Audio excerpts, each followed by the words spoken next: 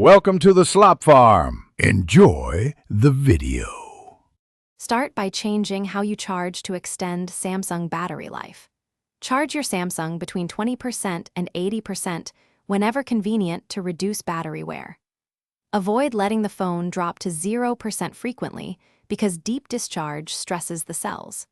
Use the original charger or a certified charger rated for the phone to ensure correct voltage and current. Avoid overnight charging and stop charging after reaching around 80%, when possible to reduce heat and overcharging cycles.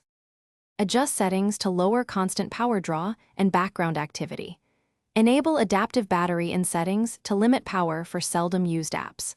Limit background, app refresh, and restrict apps that consume CPU when idle to save energy.